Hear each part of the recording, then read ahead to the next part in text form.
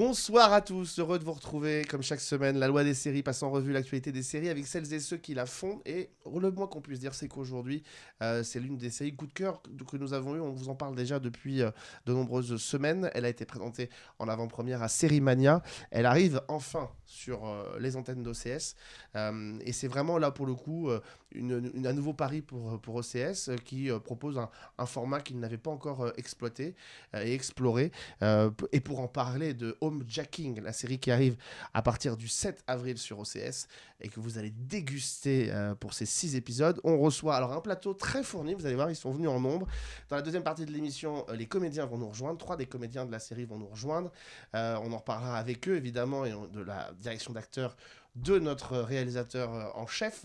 Celui, dès qu'il nous propose une série, on a tendance à le suivre un peu les yeux fermés. Bonsoir, Viadmar. Bonsoir. On est ravis de te recevoir à nouveau parce que la dernière fois c'était pour Notre-Dame, la part du feu, qui avait été un dernier coup de cœur. C'est vraiment énervant les gens comme ça, qui dès qu'ils nous sortent une série, on aime ce qu'il fait. C'est fatigant. Faudrait faire une petite... Je suis quelqu'un de très fatigant. Ouais, on le savait. Et vous allez voir que les 3 auteurs qui se sont attelés à la création de cette série, ils en ont aussi sous le bras, comme on dit. Ils sont rompus à l'exercice des séries de genre et d'ambiance. Ils sont 3 pour nous avoir retourné le cerveau pendant 6 épisodes de 35 minutes. Florent Meyer, bonsoir. Bonsoir. Tigrane Rosine, bonsoir. Bonsoir. Et Emmanuel Faguet, bonsoir. Bonsoir. Merci d'être au rendez-vous. On va essayer de raconter plein de choses sans spoiler et sans dévoiler ce qui se passe à l'issue de cette série.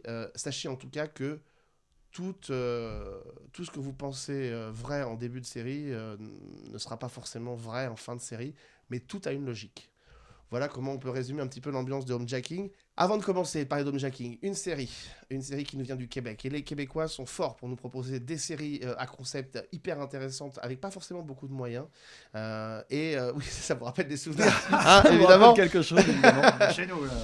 Et c'est toujours un plaisir de guetter les concepts venant du Québec. Celle-ci s'appelle In Memoriam.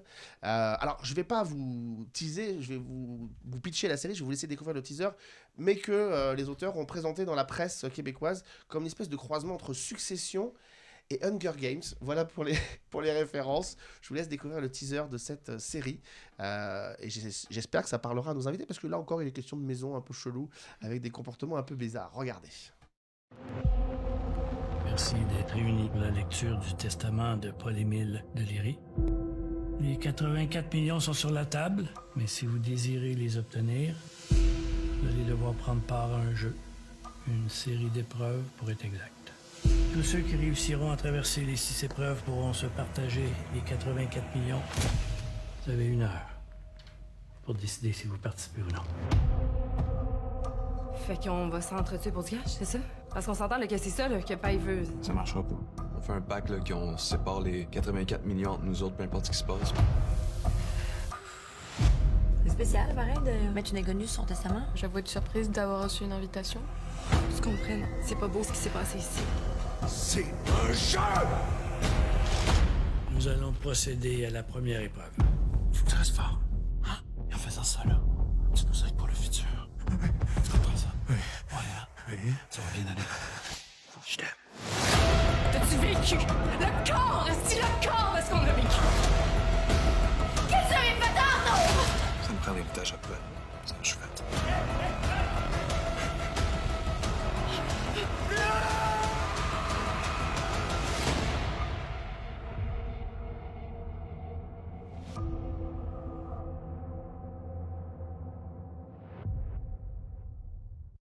Voilà, In Memoriam, diffusé sur la plateforme Crave. Oui, c'est un peu pesant hein, comme ambiance de cette série. Donc vous l'avez compris, 84 millions à se partager. Les héritiers, les 4 enfants d'un père qui les a traumatisés, violentés pendant toute leur enfance dans cette grande maison un peu étrange. Leur maman qui a disparu, qui a préféré se suicider à force d'être battue par son mari. Une mystérieuse inconnue qui est aussi convoquée pour l'ouverture du testament. Et ces épreuves qui commencent, un peu comme dans un roman d'Agatha Christie, par une lettre sur laquelle est inscrit le péché qu'ils ont commis, le crime voire même qu'ils ont commis, et qu'ils sont obligés d'avouer devant toute la fratrie. Et si l'un d'eux ne veut pas lire la lettre, les 84 millions sont perdus. Et les épreuves vont se succéder comme ça au fil des 6 épisodes. 6 épreuves, 6 épisodes pour ces enfants qui vont se déchirer pour la fortune de leur père. C'est une série qui a fait beaucoup parler dans la presse québécoise et qui donne très très envie. J'espère qu'effectivement on aura l'occasion de la découvrir dans des festivals parce que c'est vraiment un pari intéressant. Voilà, aux ambiances de maison comme ça vous parle, monsieur Admar? Ça me dit un truc. Au-delà des murs, vous y allez très souvent, vous poussez les murs de vos maisons. Moi, je vis au-delà des murs. Allez, on rentre dans le vif du sujet avec Homejacking. Cette nouvelle série de 6 fois 35 minutes, proposée... 6 fois 40 en moyenne. 40 on dit en moyenne. Allez. Bah, il y a des épisodes les derniers épisodes font 50 minutes C'est et vrai les qu'ils sont premiers plus font 35. Donc on est sur une moyenne de 40 minutes, mais vous allez en prendre plein les yeux avec cette série soignée à l'écriture, à la réalisation, à l'interprétation et à la musique, puisque première composition pour une de tes séries dans Homejacking. Et on s'est dit que pour rentrer dans le vif du sujet, quoi de mieux que de se laisser bercer par le très beau générique de Homejacking, qui n'en dit point trop, mais qui nous met quand même bien mal à l'aise dès le début.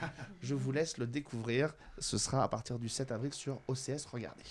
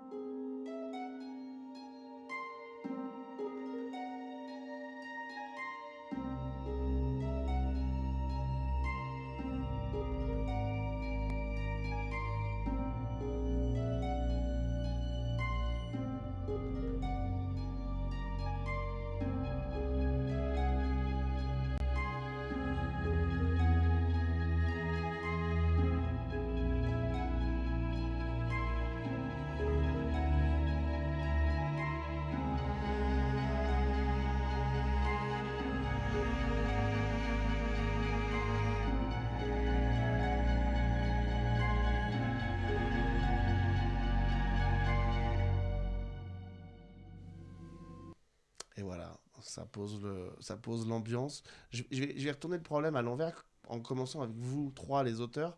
Quand vous avez découvert, parce qu'on peut écrire tout ce qu'on veut sur un scénario, se projeter dans une histoire, quand on la voit matérialisée par un réalisateur et qu'on rentre dedans la première fois, qu'est-ce que vous avez ressenti? Parce que la première entrée dans la série, c'est le générique. C'est ce générique-là, il n'y a pas de scène pré-générique dans le premier épisode de mémoire. Comment vous avez ressenti votre univers? Est-ce que d'un seul coup vous vous êtes dit je reconnais ce qu'on a voulu faire et en même temps il y a ce pas de côté que fait Hervé Admar, ou vous êtes tout de suite senti en terrain familier? Tigrane. Bon, déjà, je pense on s'est dit qu'on avait eu du bol. Ouais. Beaucoup. Non, c'est clairement, ça emmène l'écriture à un endroit supérieur à l'endroit où on l'avait remis à Hervé. Et moi, je me suis dit qu'on s'était vraiment compris, qu'il a réussi à s'en emparer et l'emmener là. Nous, on a été cueillis par notre propre série au visionnage. C'est-à-dire que, alors qu'on en connaît toutes les ficelles, ouais. L'invité surprise étant l'émotion qui nous a chopé.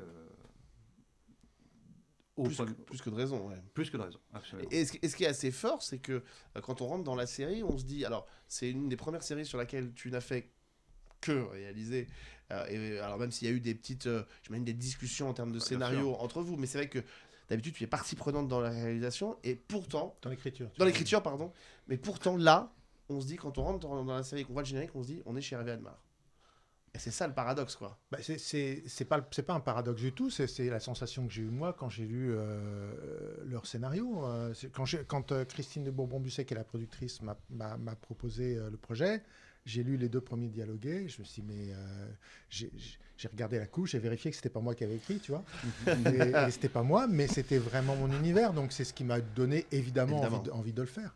Je crois que vous l'avez vu, vous m'arrêtez si je me trompe, vous avez vu la série au montage, je leur ai montré dès le montage pour avoir des remarques aussi éventuelles, parce que de la même façon qu'il y a eu des échanges à l'écriture, évidemment qu'on a fait évoluer des choses sur les scénarios en fonction de la maison, par exemple, qu'on avait trouvé. Mais il y a un échange qui est possible aussi au montage entre le réalisateur et les auteurs, bien sûr. D'où est venue cette idée, cette maison? Alors, je crois que vous êtes tous les deux à l'origine. Emmanuel, tu les as rejoints pour l'écriture du scénario. Mais alors voilà, comment ça s'est passé? D'où vient cette idée? C'est vrai que les homejacking sont très, malheureusement, de tendance en ce moment, avec des personnalités qui se font homejacker dès qu'ils ne sont plus chez eux, enfin voilà, on en entend beaucoup parler, et en même temps, on n'a pas l'impression évidemment d'être dans la reproduction d'un fait divers, on est vraiment dans un conte quand même, à le dire souvent Hervé, avec ce personnage un peu étrange, ce petit chaperon rose qui débarque dans la maison cachée au fond des bois avec plein d'arbres et des grandes baies vitrées. J'ai retenu les lignes de dialogue. Non mais je suis au taquet. Comment c'est venu, Ali? Comment c'est venu Pour le tout début, c'est Samuel Larnicole qui travaille donc chez Lincoln, qui m'a contacté moi et qui avait une envie sur un fait divers d'un homejacking. Et le procès qui avait suivi ce homejacking. Et moi, ça m'a intéressé. À ce moment-là, je visitais des maisons dans la forêt, parce que je cherchais à acheter une maison. Et j'ai visité des maisons dans la région de Saint-Germain-en-Laye, en fait, qui sont construites sur des galeries souterraines. Des carrières, j'en dis pas plus. Et la conjonction entre l'idée du homejacking, cette maison, la maison apparente, la partie souterraine, m'a donné envie de jouer sur le point de vue. J'ai appelé mon complice Tigrane. Et à partir de là, on a travaillé sur cette idée-là, qui est le truc qui m'obsède. Si on me met tout seul dans une chambre, je ne travaille que sur le point de vue. Heureusement que je fais d'autres choses, mais voilà. Et donc, on est parti de là sur comment on donne à voir une première réalité et comment on la twist sans cesse et comment la somme des points de vue va donner la réalité de ce qui s'est vraiment passé. Le point de vue, c'est que normalement, quand on raconte une histoire, on est soit du point de vue d'un héros, soit du point de vue d'une distribution chorale, comme dans Lost, et puis parfois, la réalité est distordue en fonction des points de vue. Je me souviens de cette série américaine qui s'appelait Boomtown, où on découvrait un même fait divers par l'intermédiaire des pompiers, des sauveteurs, etc. Voilà, ça c'est quelque chose qui est vraiment très important, et là, vous avez vraiment tordu le réel. Emmanuel, comment on se greffe à un univers qui, nous, déjà, quand on le regarde, on se dit, bon, déjà, les mecs, ils sont bien barrés, et comment on se greffe là-dessus pour en épouser le style et en comprendre le mécanisme assez rapidement? Je ne sais pas si on peut se greffer vraiment, mais c'est beaucoup de discussions. Ça a été un vrai travail à trois, en réunion, de poser l'histoire, qu'est-ce qu'il voulait raconter, comment bien le raconter. Et au fur et à mesure, on a trouvé tous les trois, c'est ça, l'histoire qu'on voulait raconter. Et ça a été aller dans le sens de Tigrane et Florent.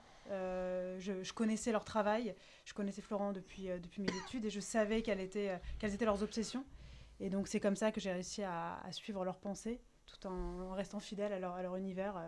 Et pour plagier nos grands auteurs, est-ce que leur pensée est complexe? Leur pensée est très complexe, mais elle est très logique. Voilà la grande maison qu'on a vue. Et c'est vrai que moi qui ai eu l'occasion de venir sur le tournage, cette maison est aussi étonnante à l'image qu'elle l'est en vrai. Alors on a parlé de ce grand terrain qui est devant, on parle de ces souterrains, mais on parle aussi de la forêt. Parce qu'il y a une énorme forêt, je crois que c'est la forêt d'Ermenonville qui est collée, je crois, à cette propriété. C'est hallucinant, quand on trouve ça, on se dit mais c'est un terrain de jeu génial pour un réalisateur. Oui, trouver la maison, c'était trouver la série en ce qui me concerne, parce que cette série, en fond, c'est un jeu, c'est un Rubik's Cube qu'il faut reconstituer. Et regardez la photo de cette maison, si vous au lieu d'écouter ce podcast, ce qui est déjà formidable, écoutez, mais si en plus vous le regardez, et si vous regardez la série, vous verrez que cette maison, c'est une maison puzzle, c'est une maison Rubik's Cube. On a l'impression qu'on peut la tourner dans tous les sens et la reconstituer pour en faire un carré, par exemple, un cube. Voilà. Les maisons vivantes, on le disait tout à l'heure, au-delà des murs, c'était déjà aussi un petit peu le Oui, le les témoins aussi. Les témoins aussi, ouais. Et évidemment, mais alors là, ce qui est dingue, c'est qu'effectivement, tout commence, parce qu'on n'a pas pitché, tout commence par ce couple qui a réussi sa vie. Lui est un grand auteur de romans, elle est une médecin chirurgienne réputée, il vit dans une grande et belle maison, et puis d'un seul coup survient quelqu'un dans cette maison qui en a après eux, mais qui ne leur dit pas ce qu'il veut, et qui ne leur dit surtout pas ce qu'il veut leur faire. Et à partir de là, l'intrigue se tend jusqu'à un dénouement, effectivement, qui nous donnerait presque envie de dire que la série est finie, presque. Et sauf qu'effectivement, à partir de là, chaque épisode va être un point de vue, et on tord un peu, on se regarde de côté, quoi, et on regarde un peu ce qui se passe, quoi. Oui. Tout. En fait, le premier plan de la série, ce type avec cette cagoule rose, j'aime beaucoup l'appellation le petit chaperon rose. J'y avais pas pensé. Je pense que je vais la ressortir avec votre autorisation. Évidemment, mais en tout cas, la cagoule rose dit quelque chose. Dit OK, vous pensez savoir ce qu'est un homejacking, mais on va vous montrer quelque chose qui est différent, qui est un peu décalé. Et tout est décalé, parce qu'effectivement, la maison est décalée, les blocs de la maison sont décalés, les personnages sont tous décalés, chaque personnage n'est jamais ce qu'on pense qu'il est, et en même temps, il faut tenir une certaine forme de logique. C'est-à-dire qu'il faut que quand on voit une scène se répéter à l'épisode 6 qui éclaire l'épisode 1, il faut que ce soit cohérent. Et tout ça avec une identité sérielle. C'est-à-dire que c'est pas un grand film que vous avez poussé avec une histoire. Chaque épisode a sa structure, a son arc narratif, a son... Il y a combien de post-it accrochés au mur, Florent Meyer? Comment ça se passe? Bah, ça se passe comme l'a dit Emmanuel, c'est-à-dire qu'on se voit dans une room. Tigran et moi, on avait, en fait, quand on a vendu le projet, on avait écrit les 2 premiers épisodes, qui sont en fait les 2 faces du homejacking. C'est-à-dire ce principe de n'est pas l'agresseur qui l'on pense. C'est quand même ça le point de départ. Et après, à partir de là, nous, on savait où on voulait aller, comment on voulait terminer cette série. On avait cette grande idée de la fin, et sur laquelle Hervé nous a rejoints, et c'était pas si évident, parce qu'en France, on fait pas souvent ça. Donc là, c'était vraiment une chance. Je fais un petit écart, mais c'est vrai que quand Hervé nous a rejoints, nous, c'était le bonheur absolu. Moi, j'ai démarré dans ce métier en voyant les oubliés, en me disant qu'en France, on pouvait faire ce genre de série. Donc 15 ans plus tard, travailler avec Hervé, c'était super. Et c'est vrai que c'est le premier, voire le seul, de tous les réalisateurs, réalisatrices qu'on a rencontrés, qui nous a dit, moi, je fais exactement la fin que vous avez souhaité faire. Ça, c'est fort. Et ça, c'est fort. Et ça, c'est fort. Voilà notre réalisateur en activité. Il faut dire qu'en termes de scénario, je me souviens quand on a commencé la loi des séries il y a une dizaine d'années, c'était une des séries que tu avais écrites, qui était déjà un Rubik's Cube un peu géant, qui s'appelait Intrusion pour Arte, que moi j'avais trouvé absolument génial, sur un pianiste victime d'acouphènes et qui se retrouve, après une crise, transporté dans une réalité parallèle. On n'en dira pas plus non plus, mais c'était bien tordu avec des références à Stephen King et à tous ces univers horrifiques-là. Là, on est vraiment dans un thriller, j'ai envie de dire, classique. Il y a du Hitchcock, il y a alors vos références, il y a du Jordan Peele, il y a plein de choses comme ça, mais enfin, on est sur mais bon, ceci dit, déjà dire Jordan Peele, c'est déjà dire qu'on n'est pas sur du thriller classique. Ouais, comment on vit avec toutes ces références-là, genre déjà d'appeler Jordan, en Tigrane. Appelez-moi Jordan. Appelez-moi Jordan. Ouais, non, c'est pas mal Jordan. On peut pas dire qu'on arrive avec une liste de références qu'on pose devant nous et qu'on pioche. C'est-à-dire que je pense que ça fait partie des séries, des films qui nous marquent, qui nous habitent et donc qui nous orientent dans les choix qu'on fait, quoi. Mais après, comme je pense que la série, c'est vraiment la rencontre entre un formel et vraiment Florent est celui qui est le maestro du formel. C'est sa manière de travailler. Il y a ce qu'on raconte et il y a comment on le raconte. Une fois qu'on sait ce qu'on raconte, le comment on le raconte, c'est le petit bonbon. Et quand on travaille ensemble, c'est ça qui est assez plaisant. Là, on a fait l'inverse. Il y avait ce fait divers, comme Florent l'a dit, il y avait cette maison, il y avait le souterrain de la maison, il y avait aussi un désir de femme particulière dont je ne peux pas parler plus précisément, mais qui avait un rapport spécial à son mari. Et ça, c'est plus l'obsession de Tigrane, sur laquelle Emmanuel nous a rejoint, parce que ce personnage, je dis pour donner cette indication, Emmanuel est aussi venu parce que c'est aussi une série quand même sur un point de vue féminin fort. La série L'Éclair, c'est tous les points de vue, mais les séries donnent un focus précis sur ce personnage. Et on voulait vraiment être juste sur ça, dans une époque où il faut être juste sur les points de vue féminins. Et on est hyper content qu'Emmanuel nous a rejoint là-dessus. Je termine là-dessus, mais l'obsession de Tigrane sur les personnages féminins forts est une vraie obsession. Ouais. Et des personnages crédibles et forts. Ouais. Crédibles et forts, et qui, je trimballais cette envie d'un personnage féminin, sans en dire trop, qui façonnait l'homme idéal pour elle-même. Et c'est quelque chose parce qu'on a toujours ça, on a toujours des bouts d'histoire et en fait ça s'est percuté avec cette idée de homejacking, de maison et de secret, et d'un seul coup, pouf, on fait le Rubik's Cube et tout le fond de l'histoire se déploie parfaitement dans cette forme. Et oui, alors pour répondre à ta question de tout à l'heure, il y avait des post-it partout, mais qui étaient très droits, quoi. C'est-à-dire que comme on fonctionne par point de vue, il y avait, pour chacun des points de vue, on avait tout le déroulé de ce que chaque personnage avait comme lecture de l'événement.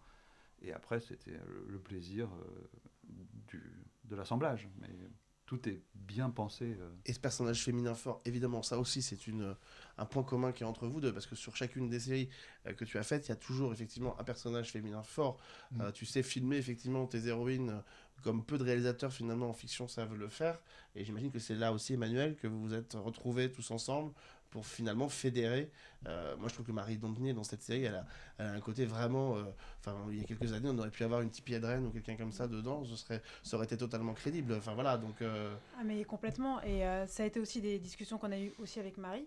Mais moi, franchement, j'ai rarement vu un personnage féminin comme ça dans une fiction française thriller, aussi complexe, aussi attachante, aussi humaine. Et c'est là où je trouve qu'on a pu l'emmener vraiment très loin. Et c'est là que j'ai adoré travailler dessus. C'est-à-dire que la complexité de ce personnage-là est vraiment unique. Et c'était passionnant de la développer, vraiment. On va voir une petite vidéo, parce que je veux voir, ça fait partie de vos références. On triche un peu, je le sais que ça en fait partie. Je pense qu'il y a une personne autour de cette table, ça devrait lui faire plaisir. Mais voici, si vous avez en tête tout à l'heure un peu le générique et l'ambiance de Homejacking, voici un petit générique, et on va voir si ça vous rappelle quelque chose.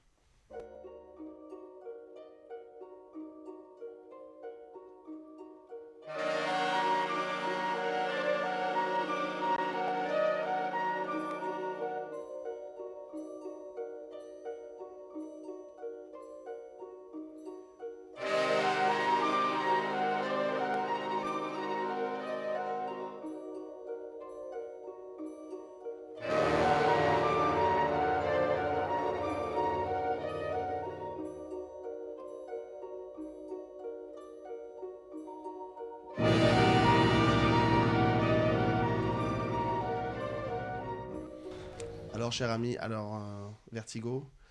Vertigo sur Froide, évidemment. Éternellement, oui. Éternellement. Et cette espèce de musique qui vous rentre dans la peau, qui vous rentre dans les veines et qui, en général, vous lâche plus. Enfin, voilà, on est... Oui, c'est Saul Bass qui a réalisé ce générique, comme il en a réalisé d'autres pour Hitchcock, pour Scorsese plus tard. Enfin, c'est un des plus grands graphistes américains de l'histoire des graphistes. Ouais. Et directeur artistique. Et oui, pour moi, un générique, ça doit être hypnotique. Et une des fonctions du générique, c'est de proposer... C'est une séance d'hypnose, une mini-séance d'hypnose. C'est de proposer au spectateur de rentrer tout de suite, là maintenant, en 30 secondes, 1 minute, dans un univers avec la musique, avec les formes et les couleurs qui évoluent. Et voilà, c'était une façon de rentrer dans l'univers d'Homejacking, qui est un monde un peu décalé. Et encore une fois, avec mon travail, je suis désolé, on va vers le conte. Voilà. On va vers le conte. Ouais, c'est-à-dire que les post-it, moi, à un moment donné, ils m'ont appelé, je suis rentré, j'ai ouvert la porte, toutes les post-it, il y a eu des courants d'air, les post-it, et c'est terminé, plus de post-it. Et là, il faut recoller le puzzle. Ouais, on l'a recollé, mais grâce à eux. Et se raccrocher, évidemment, à vos personnages, qui sont évidemment extrêmement forts. Avant qu'on les reçoive, justement, ces personnages-là, ces acteurs-là, ces actrices qui sont formidables.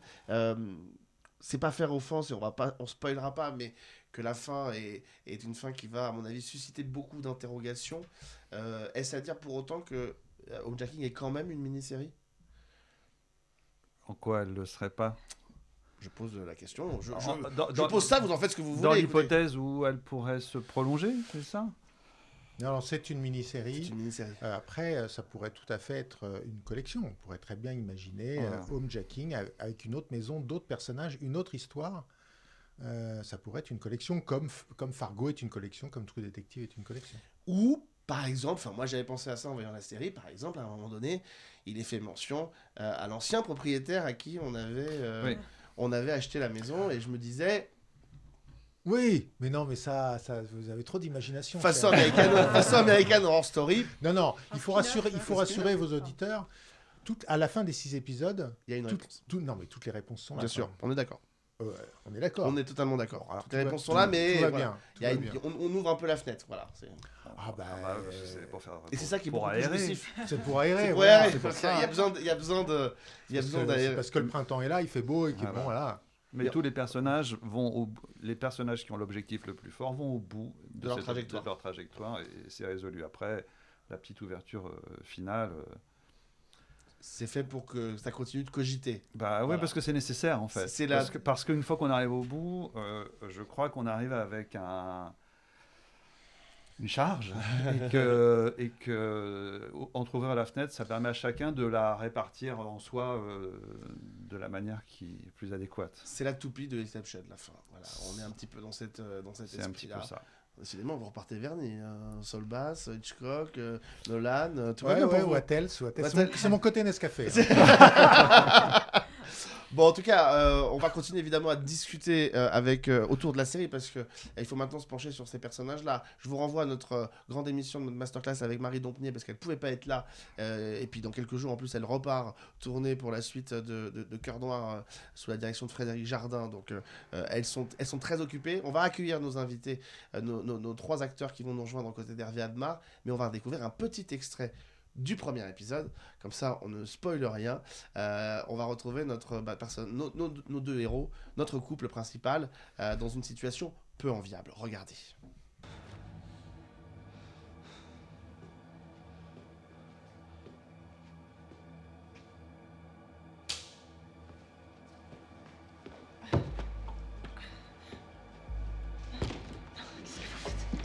Qu'est-ce que vous faites ? Non, qu'est-ce que vous faites là ? Arrêtez ! Non, eh, oh, monsieur, oh ! Non. Ne faites pas ça, je vous en supplie, s'il vous plaît. Non, s'il vous plaît, arrête ! Non, faites pas ça ! Arrête !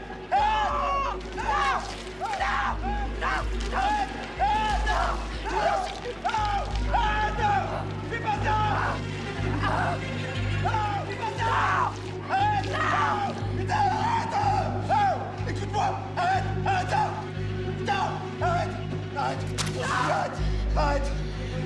Et voilà, notre deuxième partie d'émission, toujours consacrée à Homejacking. Vous savez, l'un de nos coups de cœur de ce printemps. On a dévoré ces épisodes quand on les a vus il y a quelques semaines maintenant. On a eu l'occasion en plus de venir sur le tournage dans cette grande et belle maison pour rencontrer nos héros. Et nous avons été rejoints. Alors, Hervé Admar et Florent Meyer sont toujours avec nous. Et ensuite, on va parler avec 2 des acteurs de cette série finalement, qu'on aime beaucoup et qui, alors c'est bien, c'est les 2 faces de la même pièce finalement.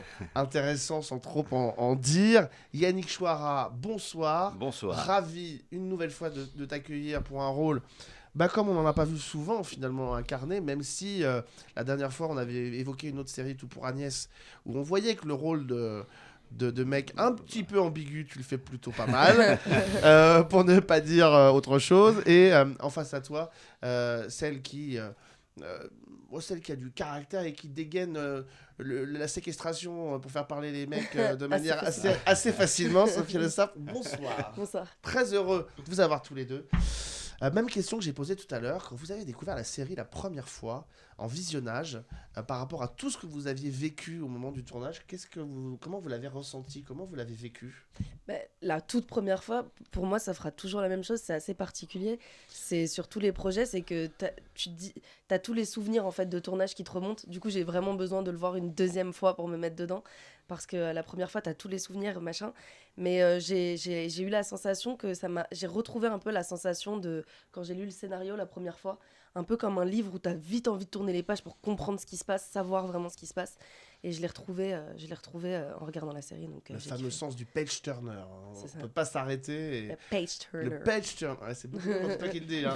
Ça, c'est beaucoup mieux. Page turner. Merci de me soutenir. Page turner. Yannick, toi, quand tu l'as vu et que tu as tout vu sur cette série. Oui, parce qu'on a fait une projo où il y avait tous les épisodes. Ça, c'était assez génial parce que du coup, tu peux t'enquiller toute la série chouette. Et ça, c'était super. Mais je l'ai vu comme un spectateur du coup. Alors ça, pour le coup, vraiment parce que avec tout le montage, la musique et puis aussi de découvrir des scènes dans lesquelles j'étais pas aussi, ça c'est assez génial. Et puis voilà, et de retrouver effectivement tout ce que j'avais ressenti à la lecture. Ça je l'ai vraiment ressenti. T'as la sensation que c'est je disais tout à l'heure, je me moquais un petit peu par rapport à Tout pour Agnès, où tu jouais déjà un personnage un petit peu ambivalent, pour ne pas dire autre chose. Très ambivalent. Dans Tout pour Agnès, c'est carrément un salopard. Et tout est lié, hein. Moi, je trouve pas. Tout pour Agnès, c'est un mec bien dans Tout pour Agnès. Avec d'ailleurs une comédienne que tu connais bien, Marie Zabukorek, puisque tu l'avais dirigée dans Notre-Dame la part du feu, qui est formidable aussi. Mais quand tu as vu ça, quand tu l'as découvert, et ce personnage-là, il est particulier pour toi. Tu parles de celui-là. Ouais. Ah oui, de toute façon, il était déjà... jamais vu dans un rôle comme celui-ci, moi. Ouais, non, mais c'est vrai. et puis c'était un travail singulier. On peut pas trop en parler, mais c'est très difficile d'en parler. Merci. Écoutez, cette émission se termine. Au revoir. Non, mais moi j'ai l'impression qu'au début, on peut penser que c'est un rôle qu'on comprend facilement, mais en fait, non. Oui, c'est ça, oui. C'est pas mal. Clair. C'est tellement plus clair. On comprendra qui voudra. Hein, mais... Non, mais voilà, les apparences sont trompeuses. Bah oui. Non, mais c'est ça aussi. Moi, je trouve ça génial quand on te propose un scénario comme ça et que tu vois qu'il va y avoir un vrai challenge. Moi, j'adore. Je trouve ça super d'aller prendre ce risque-là et de se dire est-ce que je vais arriver à relever le truc et tout. Et puis, est-ce qu'on va arriver à raconter cette histoire comme ça, telle qu'elle est écrite et ça, c'est très excitant, ça. Mais tous ces personnages sont quand même assez... vous avez créé des personnages qui sont jamais tout blancs ou tout noirs, parce qu'ils sont tous sur une zone de gris. Même, je disais tout à l'heure, ton personnage, elle arrive, je veux dire, non, leur père, il a disparu, il faut le retrouver. C'est pas grave, tu sais quoi, je pense qu'il faut à l'hôpital, on séquestre le mec chez lui, on le fait parler, quoi. C'est-à-dire qu'on est sur des gens, quand même, qui, dès le départ... Vous avez créé des gens qui sont dans une zone une frontière un peu obscure, quoi. Bah, il y a le couple de la maison qui, eux, ont des couches de secrets. Et donc, on dévoile. C'est pour ça que Yannick est très fort, parce qu'il a une palette de jeux qui va du plus terrifiant à la plus grande humanité. À la fin de l'épisode 6, si vous allez jusqu'au bout, mais j'espère. Non, vous allez jusqu'au bout. Il y a quelque chose. Moi, à chaque fois que je vois l'épisode 6, en fait, j'ai une grosse émotion au moment de la scène entre les enfants et Yannick. Et parce que c'est très très puissant, quoi. Et son jeu est très puissant à ce moment-là. Je sais pas si j'ai répondu à la question. Non, il y a effectivement plusieurs couches sur le couple et sur les enfants, le frère et la sœur. Effectivement, Sophia, c'est le personnage qui est très inventif sur les plans. Quand elle veut quelque chose, elle trouve des plans pour les obtenir. Mais tous tes personnages dans toutes les séries que tu as fait sont jamais des gens qui sont dans cette, qui sont d'un côté ou de l'autre. Ils ont toujours ce... l'humain est complexe, de toute façon, et c'est ça que j'aime bien, c'est ni noir ni blanc. Le personnage de Sophia, c'est vrai que il est très important, ce personnage, parce que enfin, Sophia, on parlera mieux que moi, mais il amène vers une dramaturgie possible qu'on pensait impossible. C'est-à-dire que c'est elle qui lead, en fait, l'action. C'est parce qu'elle fait un certain nombre de choix que l'histoire avance aussi. Et ces choix, les choix que le personnage fait sont des choix de dingue, au fond. Mais en fait, tout le monde est un peu dingue. Bah oui, on est un peu bigger than life. Hein. Donc on n'est pas dans un non, la femme de chambre réalisme est pas mal, social. La femme de ménage est pas mal. Hein, la femme de ménage, elle est super. Ouais, très bien. Daphné, elle est super. On n'est pas dans un hyper-réalisme social, c'est ça que je veux dire. On est dans des personnages qui sont dans leur monde et qui tout d'un coup disent « Et si on faisait ça ?» Et ils le font. Voilà. On n'est pas dans un hyper-réalisme social, mais on est quand même dans une forme avec des sujets avec des sujets hyper sociétaux, hyper d'aujourd'hui. Certainement que cette série n'aurait pas la même couleur que si on l'avait faite il y a même 10 ans, par les choix radicaux qui sont faits. Un paradoxe quand on sait qu'une partie de l'intrigue commence il y a 20 ans. Mais il y a cette espèce d'ambiguïté-là permanente sur tous vos personnages. Moi, j'ai trouvé, à chaque fois qu'on parle d'un rôle dans lequel il y a Yannick, on se dit, de toute façon, voilà, quand il fait les mecs bien, on se dit, c'est pas très difficile, c'est un des comédiens les plus sympas qu'on puisse rencontrer sur les plateaux et tout. Et là, et là, d'un seul coup, on est tétanisé. On est tétanisé. Et ton personnage est assez bluffant aussi, parce que d'un seul coup, on se dit, putain, elle est volontaire, quoi. C'est une jeune femme d'aujourd'hui, elle est volontaire. C'est surtout un personnage en quête de vérité et elle est prête à tout pour comprendre ce qui s'est passé, pour savoir la vérité, même si ça va tout changer pour elle. Elle est prête à tout. Ouais, prête à tout. Tous les personnages sont en quête, c'est ça. Ça, c'est fort, je trouve, dans le scénario. Chacun a sa quête. En tout cas, le personnage de Yasmine, c'est la vérité. Quoi. Comment ils sont ces personnages qu'on crée, qu'on couche sur le papier à 3, qu'on développe, qu'on écrit, et d'un seul coup ils prennent vie avec une galerie de comédiennes et de comédiens qui sont formidables, mais il y a peut-être une petite part de trahison quand même par rapport à l'image qu'on avait en tête quand on écrit, comme quand nous on lit un roman.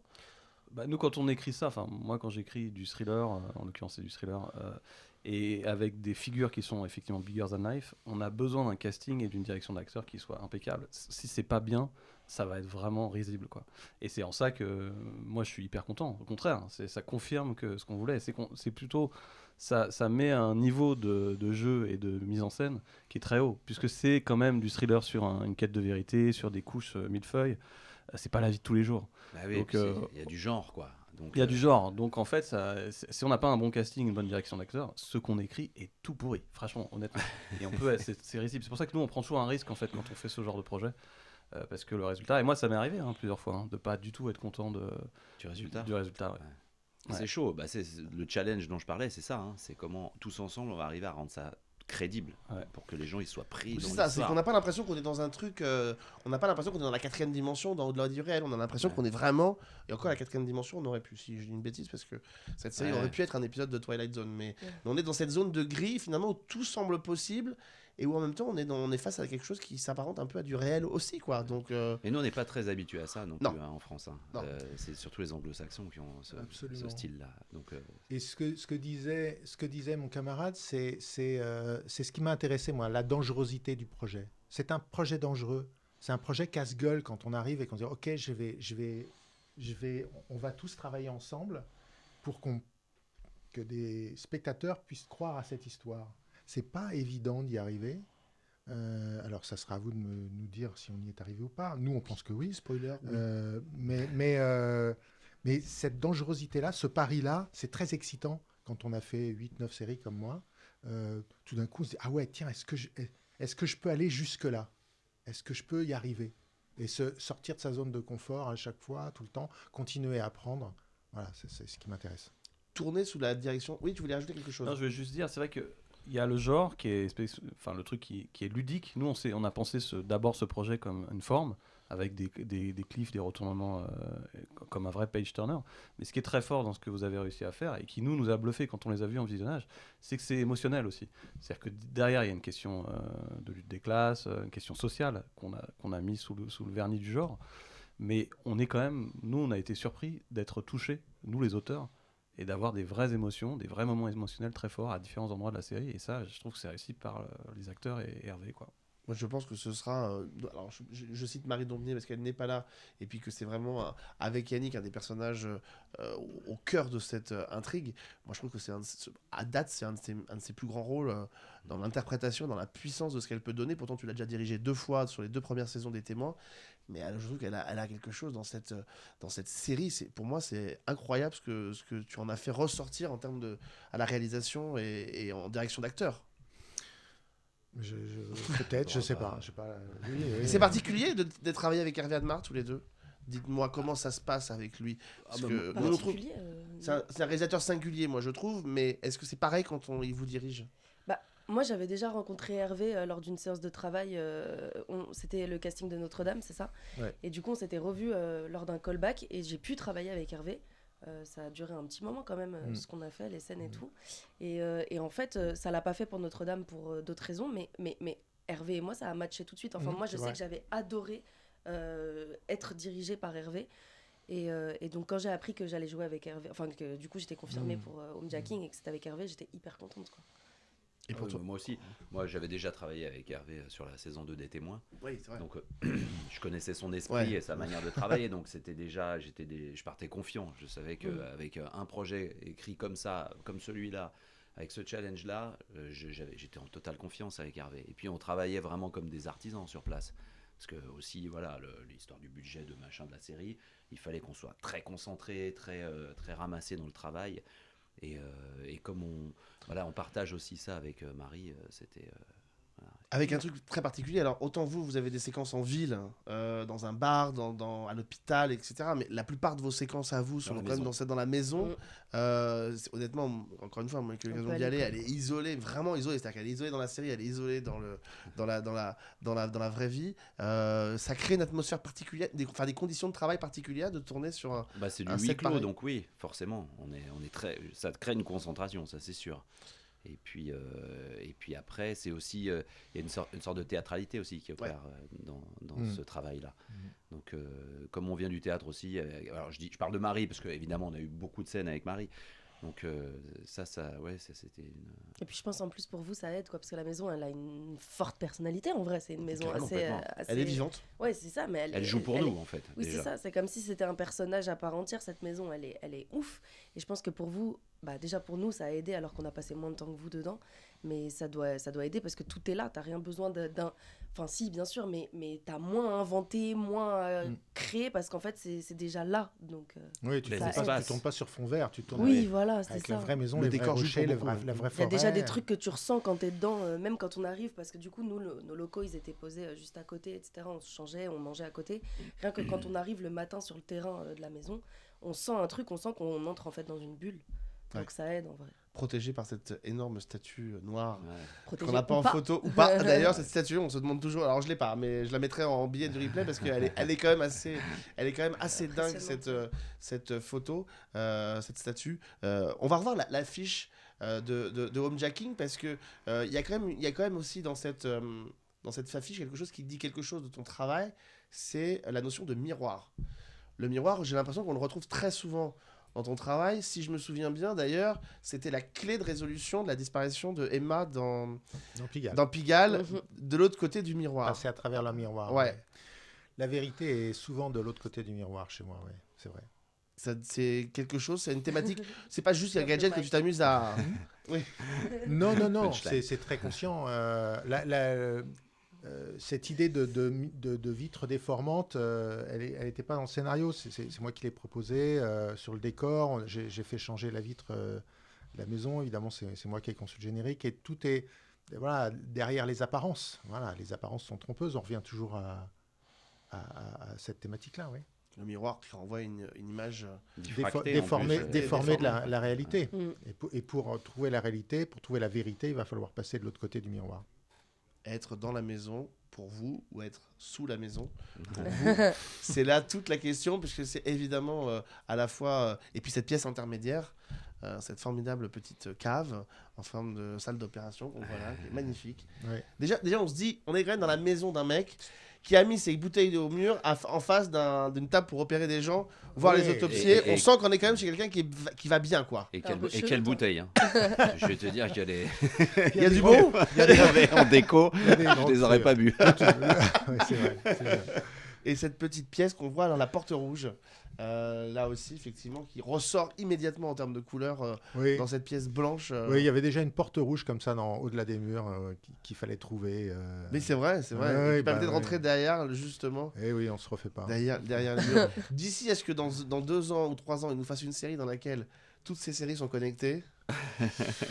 J'ai longtemps eu l'idée, pas eu l'idée, mais le fantasme que dans les scènes, il y a des scènes dans les souterrains, dans Homejacking, que le personnage de Sophia incarné par Sophia et Karl croise le personnage de Verle et Battens dans Au-delà des murs. Ça aurait été génial. Ça aurait été génial. Mais là, c'est trop méta. Ouais. On est en France, cher ami. Il faut y aller tout doucement avant de bousculer les codes. Tranquille. Hein. Y allez-y doucement. Déjà que vous le faites un peu trop, ça suffit. On va se calmer. C'est jamais assez. Je suis d'accord avec toi. C'est jamais assez. Mais c'est vrai que là, on sait que ça va être bien fait. Avec cette équipe d'auteurs et ce réalisateur, on sait que ça va être bien fait. Une dernière photo que je voudrais qu'on voit, c'est une pochette de disque que je voudrais qu'on voit. Oh là. Ah. Cher ami, parce qu'on a parlé de la musique. Ouais. C'est ce disque qui vient de sortir il n'y a pas très longtemps, c'est Ouais, ça? c'est un groupe qui s'appelle 3IO. Alors, en fait, je voulais un scoop, c'est un faux groupe. Je fais croire qu'il y a trois musiciens différents. En fait, il n'y a que toi. Mais en fait, c'est que moi. Quelle Donc, il y a Emma Rave au cuivre, il y a, je ne sais plus comment je l'ai appelé, l'autre, aux percussions, et moi. Et en fait, c'est que des anagrammes de mon nom et de mon prénom. Donc, C'est voilà. génial. C'est un vinyle qui est sorti il y a 2-3 semaines. Ouais. Au début Mais t'es un mec mystérieux, toi, Hervé. Il faut demander à ma femme, mais oui. Il a une cave. Il a une cave. Non, mais voilà, je fais de la musique, moi, depuis 15 ans dans mon home studio. C'est un petit peu mon hobby. Et puis là, j'ai décidé, avec la musique de Homejacking, cet album et d'autres choses qui vont sortir dans l'année, de sortir un petit peu du bois, musicalement. Ouais, évidemment. Et d'ailleurs, quand on écoute l'album... on n'est pas en terrain inconnu par rapport à la BO de Homejacking. Il y a des petites choses. Ouais, je trouve qu'il y a des sonorités. Il y a des sonorités, il y a des choses. Il y a des sonorités, c'est expérimental, hein, je vous préviens. Ah oui, c'est expérimental, oui. C'est le bon mot, mais de devoir, pour une première série, renoncer à la participation de ton compositeur attitré, ça a été compliqué. Qu'est-ce qu'il en a dit? Ah, il était furieux. Ah oui, c'est vrai. Non, Eric de Marsan, oui, bah.